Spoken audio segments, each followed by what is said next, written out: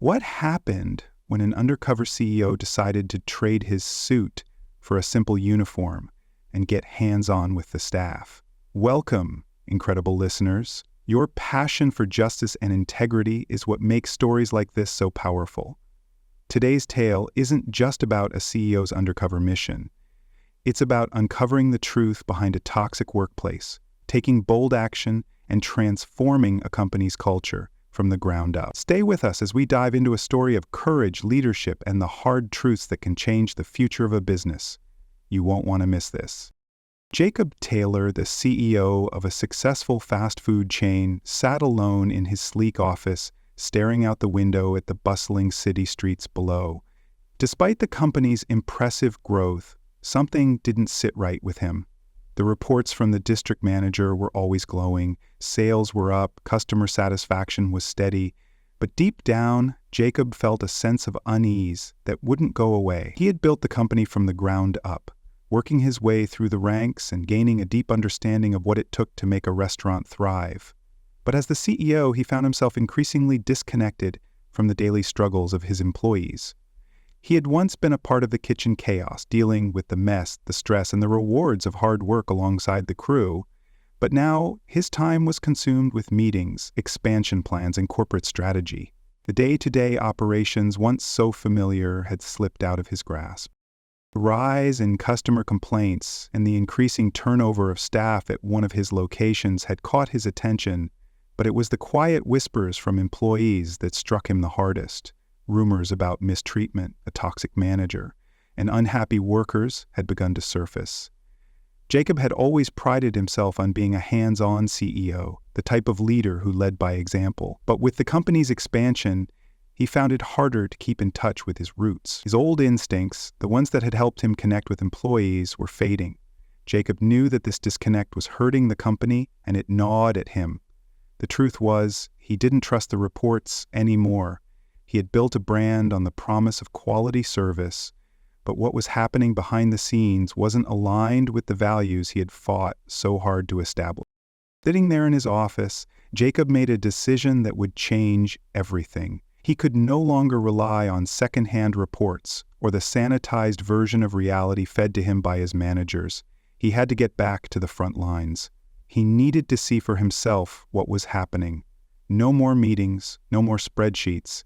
Jacob would return to his roots, step into the shoes of his employees, and go undercover. He needed answers, and he was willing to do whatever it took to get them, even if it meant sacrificing his CEO persona for a while.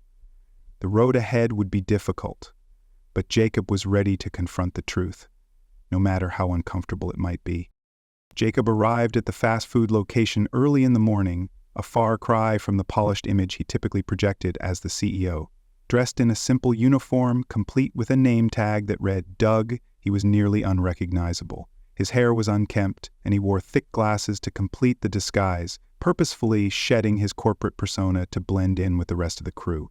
As he walked through the back door of the restaurant, the sounds of the kitchen, sizzling grills, the clattering of trays, the hum of machines, reminded him of the days when he was part of the hustle.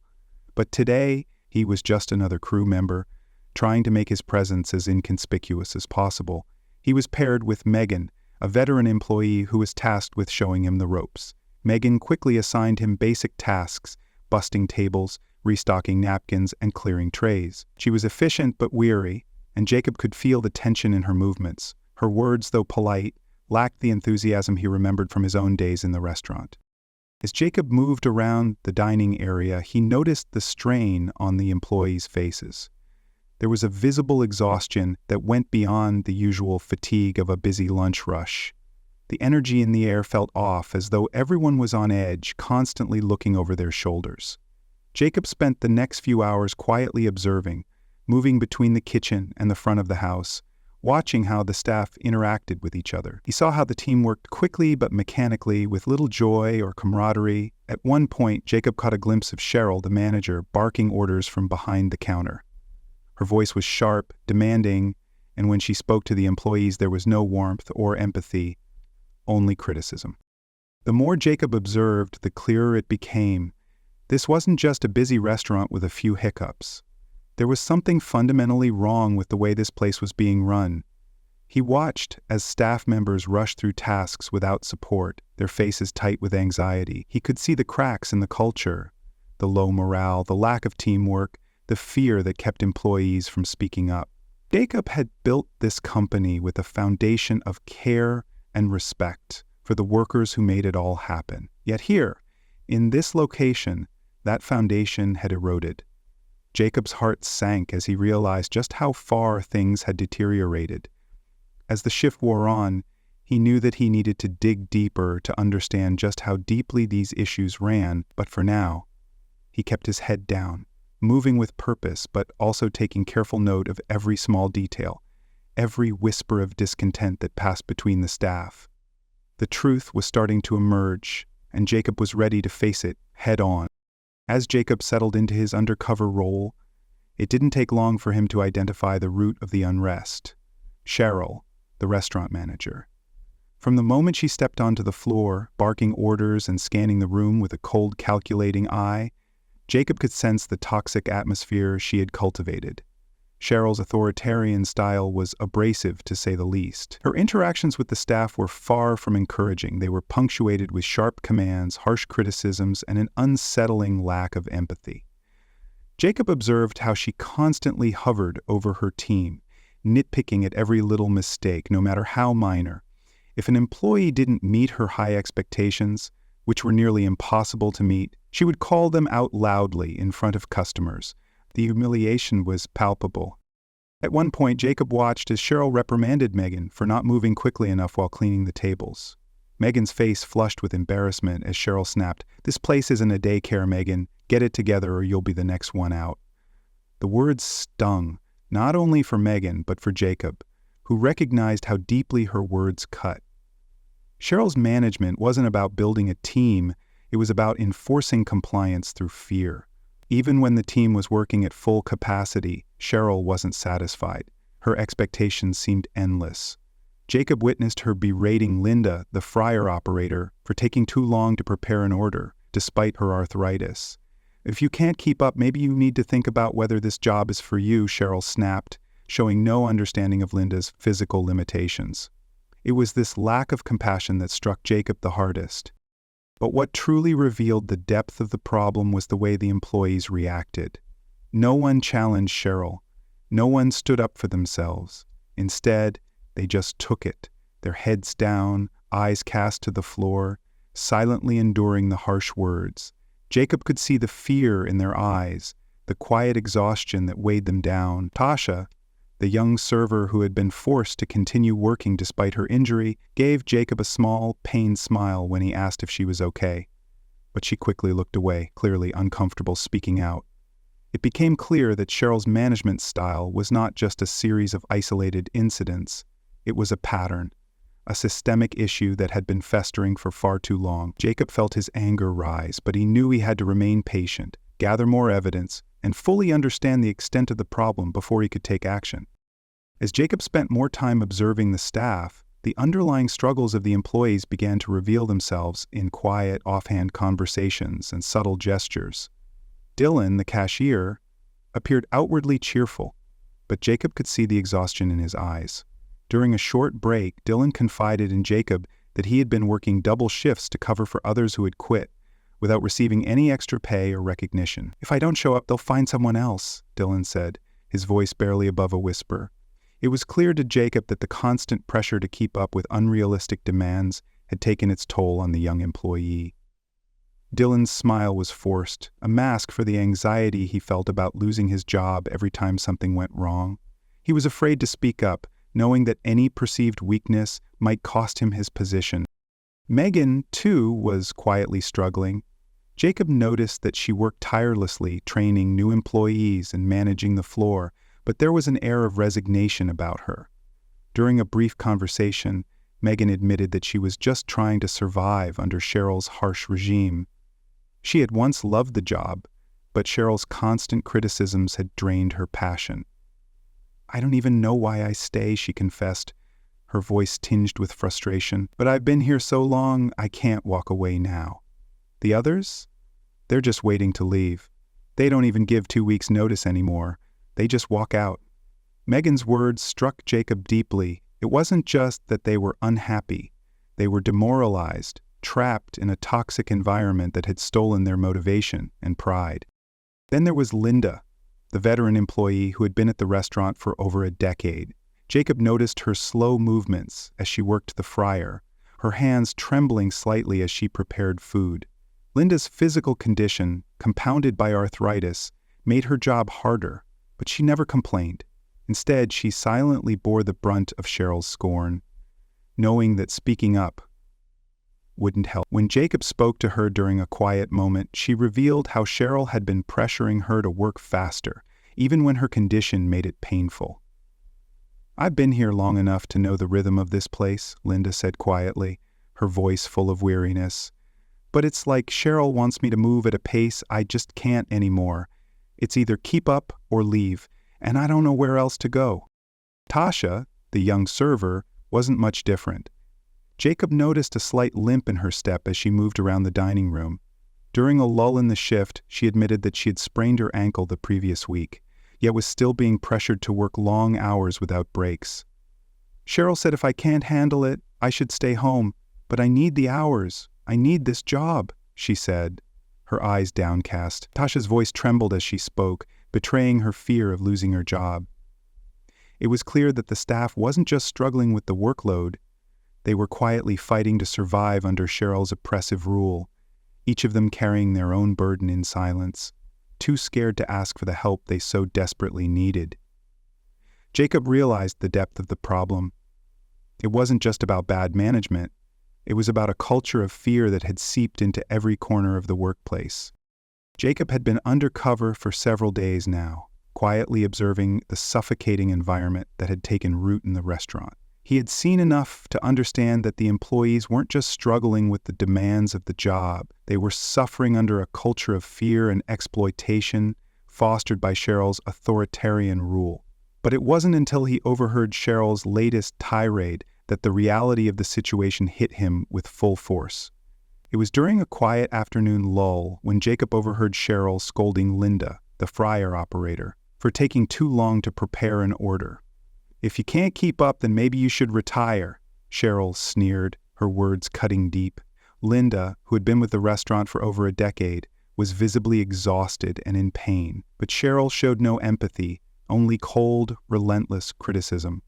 The hurt in Linda's eyes was impossible to ignore. Jacob knew then that Cheryl's behavior wasn't an isolated incident. It was a pattern, one that had been destroying the lives of the very employees who had built the restaurant from the ground up. Jacob felt a surge of anger, but more than that, he felt a sense of clarity. He couldn't let this go on any longer. He had come here to understand what was happening, and now he knew the truth. This wasn't just bad management. It was a toxic, abusive environment that had been allowed to fester unchecked. As he walked through the kitchen, his mind raced. The unfair treatment, the manipulation, the disregard for basic worker rights, it was all too much. He could see the strain in the faces of his staff, the exhaustion, the resignation. They were broken, but not beyond repair. Jacob knew he had to act fast, but he also knew that his next steps had to be calculated. The last thing he wanted was to make a rash decision without understanding the full scope of the problem. But one thing was certain: things had to change. It wasn't just about firing Cheryl, although that was a necessary step. It was about resetting the entire culture of the restaurant. Jacob realized that the responsibility he had taken on as CEO was not just about profit margins and customer satisfaction. It was about the people who worked for him, the ones who made the business successful. He had allowed himself to become distant, disconnected from the heartbeat of the company, and it was time to change that. As the shift continued, Jacob knew he had to confront Cheryl, expose the systematic issues, and take bold action to restore dignity and fairness to the workplace. This was the breaking point, the moment Jacob realized he couldn't just stand by and let things continue. The time for action was now. The moment of confrontation came sooner than Jacob expected, but the tension in the air had been building for days. After collecting enough evidence and witnessing the full extent of Cheryl's abusive management, Jacob knew he could no longer remain undercover. The time had come to reveal who he truly was and put an end to the toxic atmosphere that had poisoned the restaurant As Cheryl stomped through the dining area barking orders at the staff, Jacob calmly stepped forward and called out to her. "Cheryl, I need to speak with you," he said, his voice steady but firm. She turned, her sharp eyes narrowing as she looked him up and down, clearly unsure of what to expect. "Doug, right?" she asked, her tone dismissive, as if she didn't quite care about the new hire she barely knew. Jacob didn't answer immediately. Instead, he reached into his pocket and pulled out his CEO ID, holding it up for her to see. "Actually, my name is Jacob Taylor. I own this company." The shock on Cheryl's face was immediate. Her eyes widened, and for a moment she seemed frozen, unsure how to react. But Jacob didn't give her the chance to recover. He stepped closer, his voice unwavering. "I've been here for days, observing the way you treat your staff. The disrespect, the lack of empathy. It ends now." Cheryl opened her mouth to protest, but Jacob raised his hand, cutting her off. "You've humiliated your employees, manipulated the schedule to avoid accountability, and created a culture of fear. You've violated labor laws, ignored workers' injuries, and driven good people to quit without a word. This isn't management, Cheryl. It's abuse." Her face flushed with anger, but Jacob was done listening to excuses. "You're fired," he said, his words final, effective immediately. The silence that followed was deafening. The staff, who had been watching from the sidelines, looked on in shock and disbelief. They had never expected such a bold move from the CEO. Cheryl stood there, mouth agape, but she didn't argue. Perhaps she realized, deep down, that there was no way to justify her actions. She turned and began gathering her things, not saying a word, as Jacob addressed the staff. "You all deserve better than this. No one here will be treated like that again. The environment here will change, starting now." As Cheryl left, her resignation hanging in the air, the staff let out a collective breath they hadn't realized they'd been holding. Jacob's actions weren't just about firing a toxic manager. They were a declaration of what kind of workplace he wanted to foster. One built on fairness, respect, and mutual trust. In that moment, Jacob didn't just restore order, he set the tone for a new beginning. With Cheryl gone, the air in the restaurant seemed to shift. The oppressive weight that had hung over the staff lifted, but the work of rebuilding the team and restoring trust was just beginning. Jacob knew that firing Cheryl was only the first step. The real challenge was creating a new culture, one based on fairness, respect, and collaboration. He wasted no time. The following day, he brought in Marissa, a temporary manager known for her calm demeanor and effective leadership style. Unlike Cheryl, Marissa was approachable and empathetic. She immediately set to work, taking the time to get to know each employee and learn about their challenges. Marissa's leadership style wasn't about barking orders from behind a desk.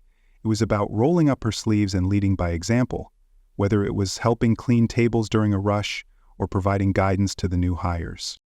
Jacob worked alongside Marissa and the rest of the team, showing them that he wasn't just the CEO who walked in for a quick visit. He was genuinely invested in their well-being. He spent the next few days on the floor, offering support and listening to the employees' concerns.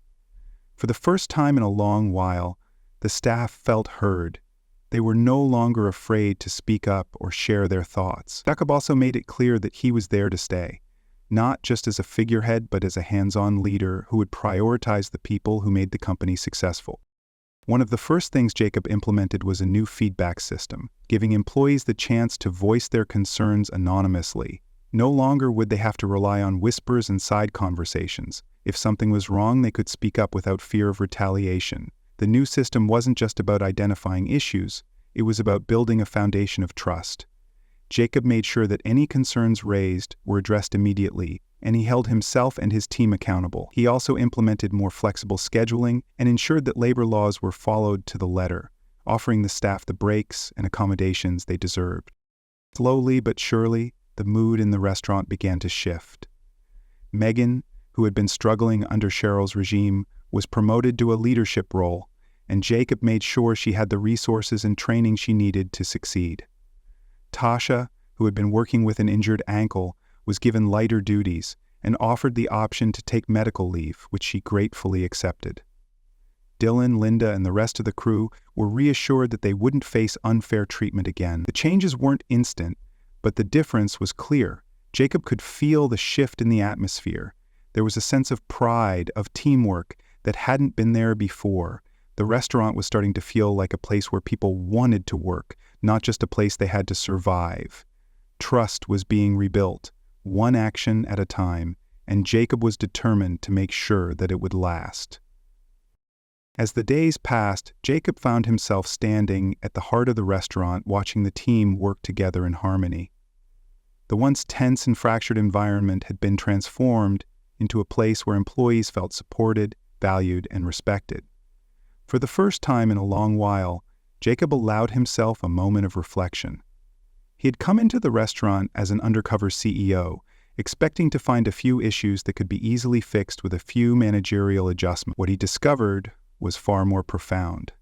The culture of fear, the neglect of employee well-being, and the damage done by a toxic leadership style had not only affected the staff, but had permeated every part of the company.